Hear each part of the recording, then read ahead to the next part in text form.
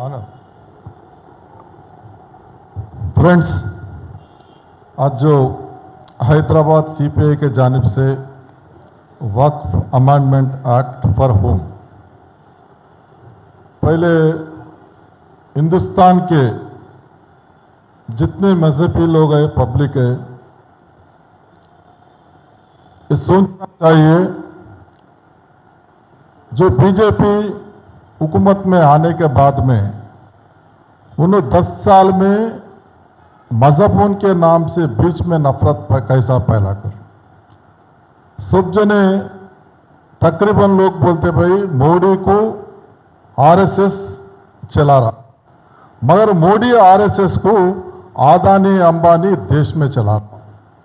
ये दोनों के लिए जो जरूरत है वो काम करने को आरएसएस भी तैयार है, मोदी भी तैयार है।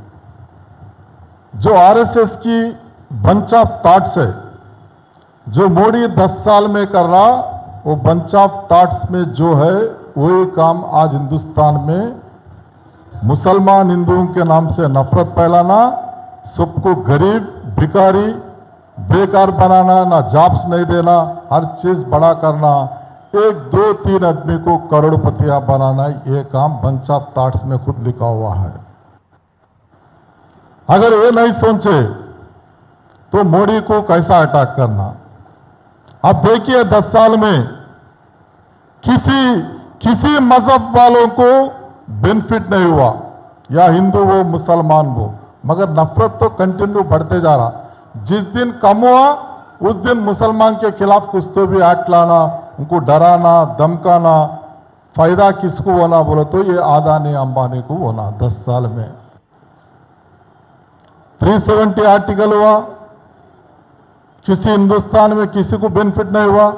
सीए एनआरसी लाया, ये सब मुसलमानों को नुकसान करना, हिंदुओं को क्या बताना भाई हम मुसलमानों के खिलाफ है, नफरत फैलाना। फायदा किसको हो रहा? अदानी अंबानी को हो रहा। हम खुल के बात बोलना चाह रहे। आज वक्फ प्रॉपर्टी का भी आज आने वाले दिनों में इलेक्शन में कैसा फायदा उठाना, वक्फ की मैं समझता हूं नरेंद्र मोदी ये बिल पास होने के बाद में एक दिन खुश हूंगा, मगर दूसरे दिन से थोड़ा परेशान दिख रहा।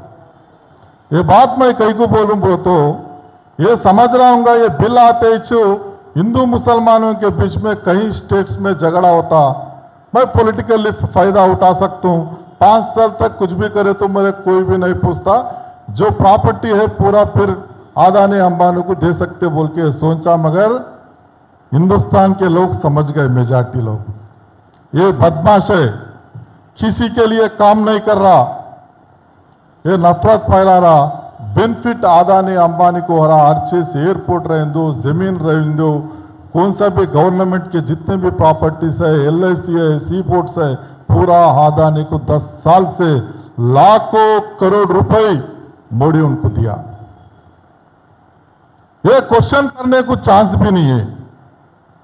असल ये बंच ऑफ थॉट्स जो है उसके खिलाफ हिंदुस्तान के हर आदमी आवाज उठाना बहुत जरूरी है।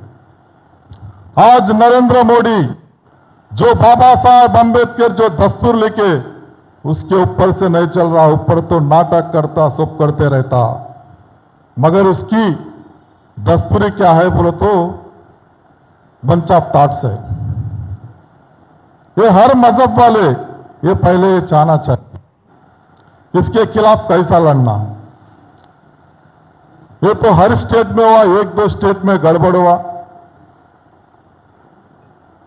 मगर दूसरे स्टेट्स में पीसफुली एजिटेशन कर रहे। सुप्रीम कोर्ट में भी कहीं पिला डाले। हमारा सीपीआई का नेशनल जनरल सेक्रेटरी डी राजा साहब भी एक वक्फ अमेंडमेंट के खिलाफ सुप्रीम कोर्ट में बिल डाले।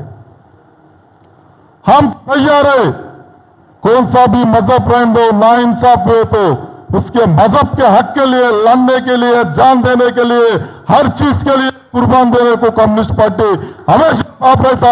अभी भी हम साथ रहने को तैयार है, हमारे कोई वो नहीं है ये, मगर पब्लिक में लेके जाना बहुत जरूरी है।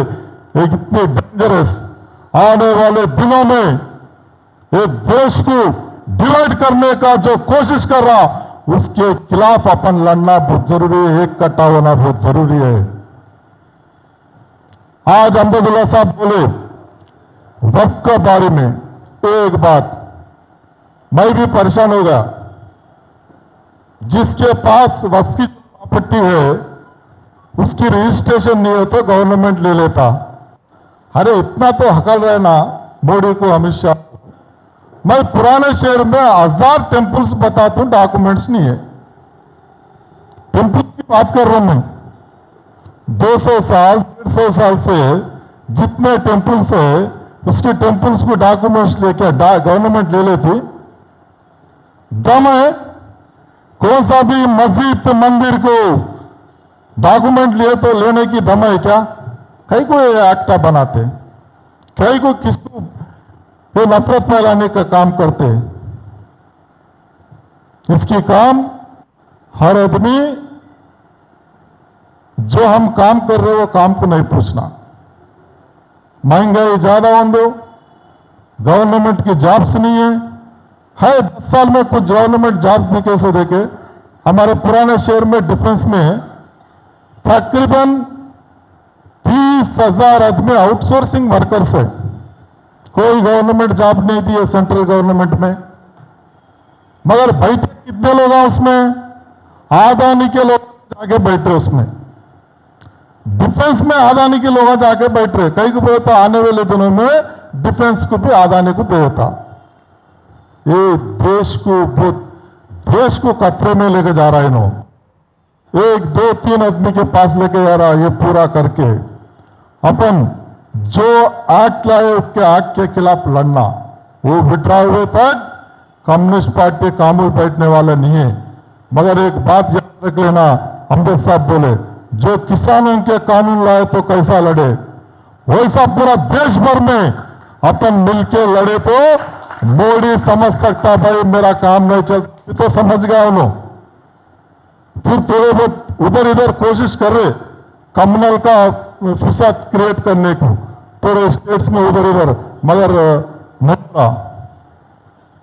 मैं समझती हूँ वो होता भी नहीं। आदमी 5 साल 10 साल देखता, उसके बाद में क्या तो नहीं मालूम है क्या सबको? आदमी एक जमाने में एक आदमी काम करे तो 4 आदमी खाते थे। आज 4 आदमी काम करे तो 5 आदमी नहीं खा सकते। हर आदमी रोड पे निकलना, काम करना ही करना कुछ तो भी। ये हालत तो 10 साल में कर दिया। कोई गवर्नमेंट जॉब तो है ही नहीं है। ऐसे कानून लाना, मुसलमानों को डराना, हमारे दुकान हम चलाना बोले तो मोदी साहब ये नहीं चलता। आप कानून लाने के बाद क्या हुआ इस देश में देख रहे। अब पूरे मिलके जितने भी सेकुलर ताकत है सबको मिला लेके आने वाले दिनों में बड़े से बड़े एजिटेशन करेंगे। वो कानून को पीछे लिए तक हम कम्युनिस्ट पार्टी से जानिब से एजिटेशन करेंगे बोल के तो ये राउंड टेबल रखे। आने वाले दिनों में भी हिंदू मुसलमान सब मिलकर जहां ना इंसाफ हो रहा इंसाफ के लिए लड़ने के लिए सब तैयार होना बोल के ये राउंड टेबल के जानिब से आप लोगों को अपील करते हुए मैं तकरीर क्लोज करना चाहूँ। ఈటీ నరసింహ గారికి సమావేశం పక్షాన ధన్యవాదాలు తెలియ